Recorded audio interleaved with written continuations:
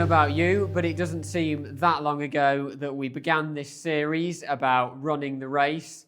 And if you've been with us all the way through, I think we've managed to get through it with surprisingly few sports illustrations, although that may be something to do with the fact that I've only done 2 out of the 6 talks. We arrived this morning in the final few verses of this letter, and I'm sure as Tim was reading that passage, you might have been wondering what exactly this end section could have to say to us when it's primarily a collection of comments about specific people from long ago. But hidden in amongst these verses, I think, is what seems quite clearly the main reason for Paul writing at all. You'll have noticed over the past few weeks, we've said goodbye to the cold and the dark, even in just this last week, and the winter coats have been consigned to the wardrobe for another year. But now, picture the scene that we've been building up over the past few weeks. Paul is in a darkened prison cell in Rome, cold, hard rock walls with damp and water dripping down them. You can see him sitting huddled at a table, perhaps with only a candle for warmth and light. His fingers tremble as he writes this letter, and as he reaches verse 13, suddenly he realizes the answer. Timothy, when you come, bring me my thick cloak. He left it behind in Troas, but now it's just what he needs. Verse 21, do your best to come before winter. Well, jokes aside, I don't think Paul is writing this letter because he needs a big thick coat. We've seen over the past few weeks that Paul is writing to Timothy to give him guidance on how he should continue, how to step into the apostles' shoes and to keep running the race. But what is the message for the average believer in church today? It's actually a question that we've really wrestled with in preparing these Bible talks. What is the average church member then, or in fact now, to take from a letter that was written to a church leader and seems concerned with what he should do in leading the church and guarding the gospel? Well, some things are, of course, applicable to everyone, but even then they seem to be addressed to Timothy for him to pass on and teach accordingly. The letter built to a climax last week with Paul summarizing his own life. The time of my departure has come. I have fought the good fight. I have finished the race. I have kept the faith. In prison, awaiting death, he has served faithfully, but now it's over. He's left final instructions, and having tirelessly run the race himself, he's handed over to Timothy with encouragement for him to keep running. So why this section at the end? Why not sign off on the high note of last week? Well, it's for one very important reason, I think, because gospel ministry is a team game. I wonder if you can tell me what these people have in common. Martin Peters, Robert Wallis, perhaps more recently, Wout Poels, or Michael Frater. Anyone know a connection between them? Anyone actually heard of any of them? He is. The thing that connects them all together is they were vital team members. Martin Peters scored the second goal in England's World Cup win in '66. Without him, there's no extra time, there's no hat-trick for Geoff Hurst, there's no people on the pitch thinking anything's over. Bob Willis took 6 wickets to bowl Australia out for 111 to win what is exclusively known as Botham's Ashes. People only remember his innings, but without Bob Willis, there isn't an innings. Chris Froome has won the Tour de France 4 times, but he may not have won it at all without teammate Wout Poels helping him every step of the way. And whilst Jamaica has had some of the best 100-metre runners ever in Nesta Carter, Yohan Blake, and of course Usain Bolt, they couldn't hold the world record in Olympic gold without Michael Frater running the second leg in the relay. Great things can sometimes be achieved by one person, but often you'll find that there were countless others involved, maybe not in a big noticeable way, but in just as crucial a way as the big names. And that, I think, is what this passage serves to highlight. In the passage, there are 17 different people mentioned. Paul may be very much alone now, verse 16, all deserted me. But throughout his ministry before this, he has always had a team working with him. In verse 10, Demas, Crescens, and Titus have all been with Paul, but have left him. Luke is with him, but Mark isn't. Tychicus has been sent by Paul to Ephesus, probably delivering this letter, as he has done before. Carpus is in Troas with Paul's coat. Prisca and Aquila, Paul's fellow workers in Romans 16, are to be greeted by Timothy, as is the household of Onesiphorus. Onesiphorus might still be separated from them, having followed Paul to Rome in chapter 1. Erastus is in Corinth, and Trophimus was left at Miletus because he was ill. Then finally we see that Eubulus, Pudens, Linus, and Claudia all send greetings with Paul's letter, possibly having visited in prison along with the brothers, that is, the believers in Rome. The only person who gets mentioned by name who has not been part of Paul's ministry team at some point is Alexander the coppersmith in verse 14, who worked against Paul and against the gospel. I wonder this morning, what do you think your role is on the team? Maybe you know you're the only one who does that thing or that can do something, and everyone sees their reliance on you. When I worked in an IT company for an engineering company, the engineers did all the work. They bid for contracts, they brought the money in, but they couldn't do anything if I didn't give them access to systems and maintain the computer network. Some of them even struggled to open an email. I mean, in a very weird way, I had too much power. But maybe you're here this morning and you think, well, I do my bit, but anyone could do that. If I wasn't here, then somebody else would jump in and do it. Or maybe you don't think you contribute anything. Even just by coming through the door, you don't add anything. Maybe you think you'll fail. You'll be the weak link in the chain and everyone will blame you. So it's better to just keep quiet. Maybe you think you've been overtaken by someone younger and better than you, and it's time to bow out gracefully. Or maybe you're so paralyzed by the sin in your life that you think you've disqualified yourself from serving God. I mean, he may let you sneak in the back door and be in the church, but he doesn't have a job for someone like you. Or whichever one of those is you, let me assure you, if the criteria for serving was any of those things, we'd have a desperate shortage on our team's rota. Gospel ministry is a team game, and everyone has a place. Everyone is needed. This morning, we're going to work through these verses and look at what we can learn from some of the different people Paul talks about. And don't worry, we aren't going to do all 17 of them. But they each make a different point. They show something different about life lived serving in gospel ministry. Often when we read things like this, or maybe we watch a television program, we look for the person that is like us, or maybe the person that we want to be like.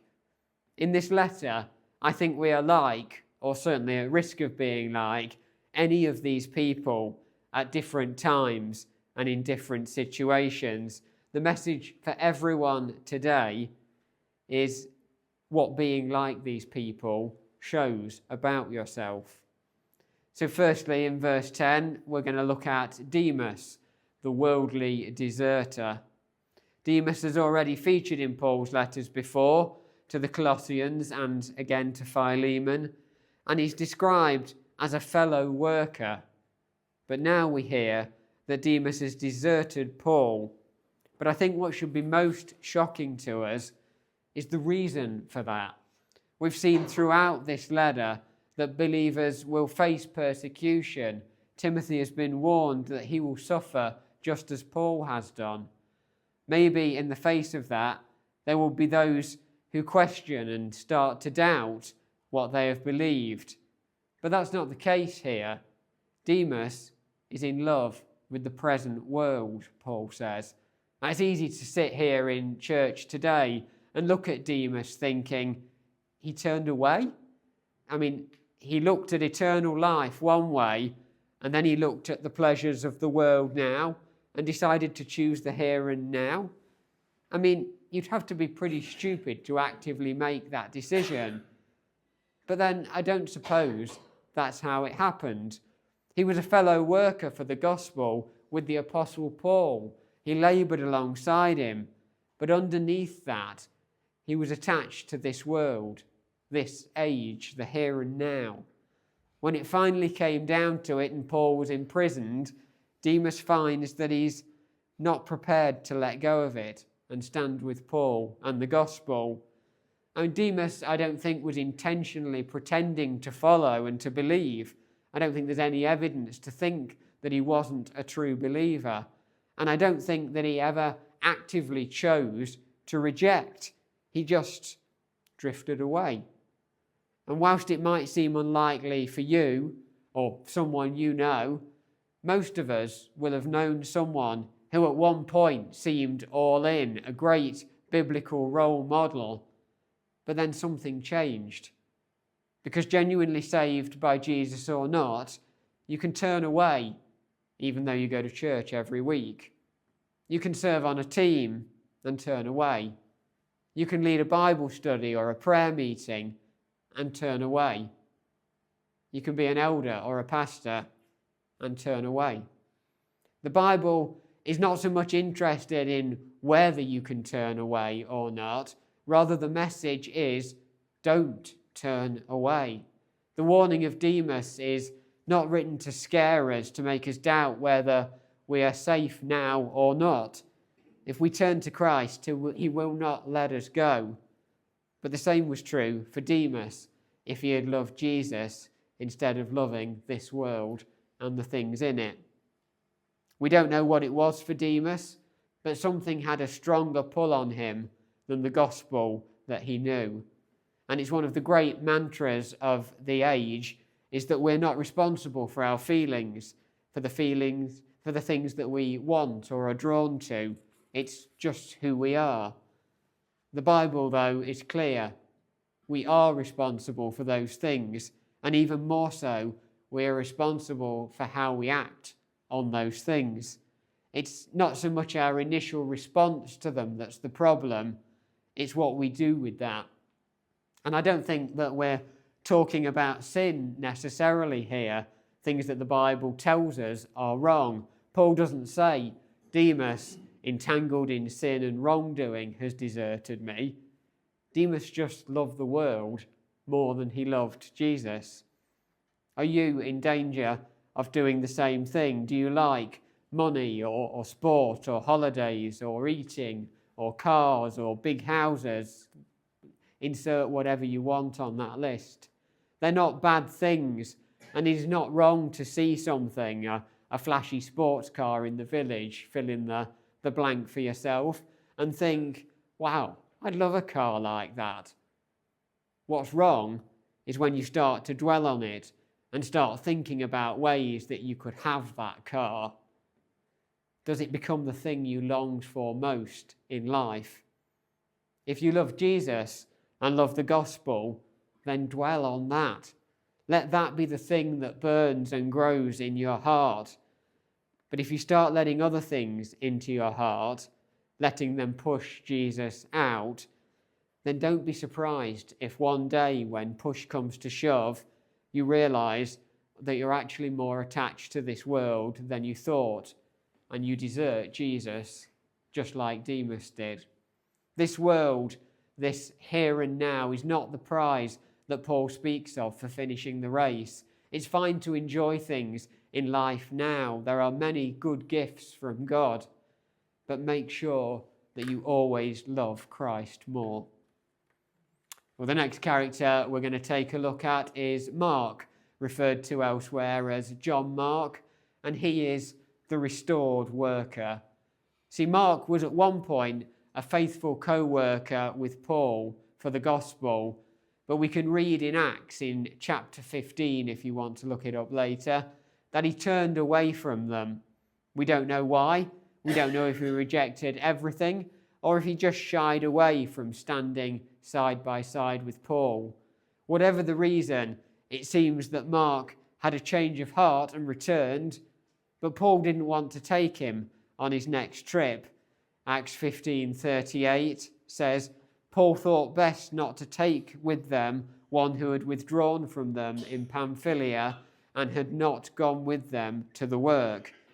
And in a way, I think you can understand Paul's hesitance. Okay, he's come back with us for now, but what about when the going gets tough again? You can't just do the work in the easy times. You have to stand up for the gospel when it's hard as well. Mark failed that test last time. He's a quitter. What about you? Are you a Christian at work or amongst your friends when there's a carol service to invite them to? Mince pies, mulled wine. No one takes offence at that, do they? It's part of what Christmas. But how about when you're invited to your friend's gay wedding and your other friends or colleagues and neighbours want to know why the church hates gays? What about when your friend is diagnosed with cancer and blames God? What about the friend who grew up with you in church but now looks at you and thinks you're foolish and repressed for following an outdated moral rule book that was probably just made up anyway? Again, the list could go on. These are real situations that I have known people in, situations where those involved had to decide if they would stand for the gospel or not. I don't pretend any of those are easy situations to navigate, but what would you do if it was you in them? Mark turned away, but at some point he realised what he was losing and he was drawn back to Christ. What does Paul say in verse 11? Get Mark and bring him with you, for he is very useful to me for ministry. And he messed up, but this is a God with a precedent for using the weak, the fallen, and the messed up. Peter was with Jesus every day, but he bailed on him when it was hard, and I mean seriously hard. But when he saw it, he came back. He was embarrassed, ashamed, but instead of rejecting him, Jesus restored him because he was very useful for ministry. Maybe you're here this morning and that's you. You've turned away, you've messed up, you've failed Jesus in some way. Don't give up. You still have a part to play. God will take you back. He has a track record for saving and using screw-ups. And I, for one, am certainly glad about that. Well, thirdly, this morning we see Timothy, the important leader. Now, you might think this is just returning to the same theme of Timothy taking over from Paul. He's already said that Timothy must proclaim the gospel. He'll suffer for it, he'll face opposition, he'll deal with false teachers, and he'll lead the church. What is Paul's next big task for Timothy? Verse 9, come to me. Oh, and before you do, go and find Mark and bring him too. And on the way, verse 13, could you swing by Troas and get my books and my big thick coat? And if you could get here before winter, that'd be great. What do you think Timothy's reaction to that might be?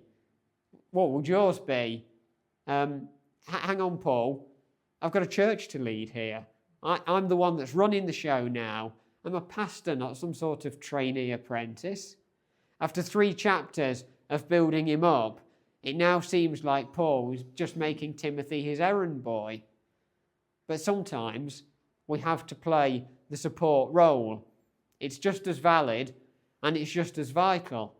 Paul is already in a difficult situation, and without these things, it would be even worse. So he relies on Timothy to support him, maybe even chooses Timothy to remind him that he's not too important to do the donkey work sometimes. And that's always going to be a really important lesson, because whatever your position, I'm willing to bet there's something that we all consider below us. In my last church, we met in a school hall. We used to have to set everything up on a Sunday morning and tear it all down in the evening with a bit of moving stuff around in between. And the standing joke when you turned up ready to lead a meeting or preach a sermon and found yourself humping stacks of chairs around was to look at someone and say, I bet Tim Keller doesn't have to put his own chairs out. Insert your own personal preaching hero here. But then when some visitors from his Redeemer city-to-city church planting network came to visit, they turned up and they helped put the chairs out. And then they put them away. And when I was thinking we were finally done, one of them tapped me on the shoulder, asking me where to put the rubbish, because they'd been round and emptied all the bins. They weren't special. They were lovely guys, but no one would have expected them to do that. They were visitors. They were our guests. But they didn't think any of it was below them. So the important question to ask this morning is, are you willing to do whatever needs doing? We need people to preach and to play music. We need people to make and serve drinks. We need someone to hoover up the cake crumbs and to clean the toilet. I'm not saying everyone has to do all of them, but why not join a team if you can, or offer to bring cake for your small group, or maybe just put on your connection card that you want to help. What can you do? You see, without all the less visible people, the unsung people that do things in the background, gospel ministry wouldn't happen.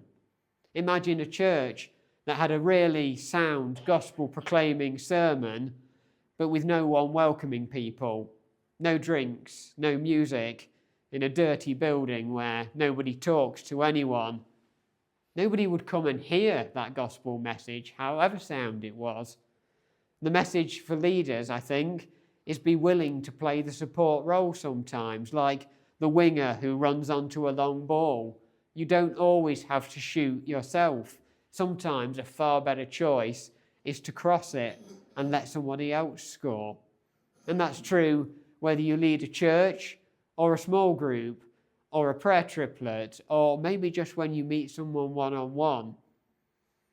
And if your leaders are not prepared to support others, then it's your job to tell them, because the surest way to counter a growing sense of self-importance is to get them to empty the bins. But if you already do empty the bins, then don't think you're not important. Everybody has a part to play in the team. And then finally, we have Paul, the retiring veteran. Paul is by this stage an old man. He's fought the good fight and he's finished the race, but now he's staring death in the face. In spite of last night's party, I'm not that old, but I imagine that after a life like Paul's, it would be easy to think that you're done, you're finished now. Well, Paul's public ministry might be drawing to a close, but he is certainly not stopping living the gospel. There might be a time when you leave a particular role or position, but there is no retirement age from living out the gospel. Paul is desperate for Timothy to not just bring his coat, but to bring his books and parchments as well. We don't know what these were. It could have been Paul's collection of Old Testament writings. It could have been some of his own writings, an early New Testament. It might have been his own notes and works of study. But whatever they are, he wants them. He may not be able to do anymore, but he can read, he can study, and he can be conformed more into the likeness of Christ by the Spirit and God's Word. That doesn't stop for any of us. I look around and I am greatly encouraged at how much some people in our church do. But please don't mistake busyness or work for your only purpose, because even when that's gone through age, through ill health, through retirement, through other commitments, there will always be growth potential in God's word. But secondly, for Paul, this is a gospel of grace, and he's living it every bit as much as he preached it. Look down at verse 16. At my first defense, no one came to stand by me, but all deserted me.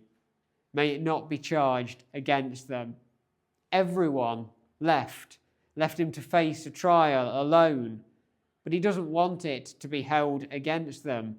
It will be really easy to be bitter over being treated that way, wouldn't it? To remember who'd said and done what, to build up grudges against people and then to hold on to them for years. I've known people who are still fighting over disputes from their parents' generation. They weren't even involved in the original issue, but they've taken sides, and now they won't let the other one forget it, and they're always looking for a way to win. But not Paul. For him, the gospel is more important. Even Alexander in verse 14, the Lord will repay him according to his deeds. Paul is not looking to get even. He opposed Paul, but he opposed the gospel as well. And for that, God will repay him. What disputes are there in your life? What grudges are you holding on to over things said and done? Are there things that you're waiting for an opportunity to pay back? Are there things that would stop you sharing the gospel with someone who desperately needs it? Or are there things in the church, maybe even somebody here this morning, that you're struggling to move past and forgive? Follow Paul's example. Put the gospel first and leave the rest to God. There is no retirement from living the Christian life. So where does that leave us as we end this series? Well, Paul leaves his last comments for the Lord in amongst all these other people, because he is the most important part. He is the one the whole Christian life is dependent on. As one of my theology lecturers liked to put it, there is only one position in the church that is essential to things continuing. That position is the Messiah, and it's already taken. In amongst all other people coming and going, the Lord is the one constant, the one who promises to always be there. In verse 17, Paul says, "The Lord stood by me and strengthened me, so that through me the message might be fully proclaimed and all the Gentiles might hear it." Now, there's debate about when exactly Paul's first defense was, but he is clear that despite no one else being there to stand by him, God gave him the strength to stand. But this just wasn't for Paul's own sake. It was so that the gospel might be proclaimed far and wide for all the Gentiles to hear. With Paul now having reached Rome and still standing for the gospel, it will be hard not to agree that he fulfilled his task. And then verse 18, "The Lord will rescue me from every evil deed and bring me safely into his heavenly kingdom." After looking back to God coming through for him before, Paul looks to the future, confident that God will rescue him again. Perhaps not from death in this life this time, but from all evil, and to bring him safely to himself in his heavenly kingdom. Paul knows that God is there for him. He's proved it before, and he'll do it again. The world may be against you. You may suffer, face persecution, battle false teaching, and everyone else may desert you. But God will always stand by you. So which of these roles is you here this morning? Who do you identify most with? It may change over time. It may be more than one of them sometimes. Your role will change through the years, and it will be different in different situations. But remember, you've got one. You've all got a role. And whatever it is integral to the plan. And that's why the Lord promises to be there to strengthen you so you can complete the job that he has for you, whatever it might be. Everyone has a part to play because gospel ministry is a team game. So keep running the race.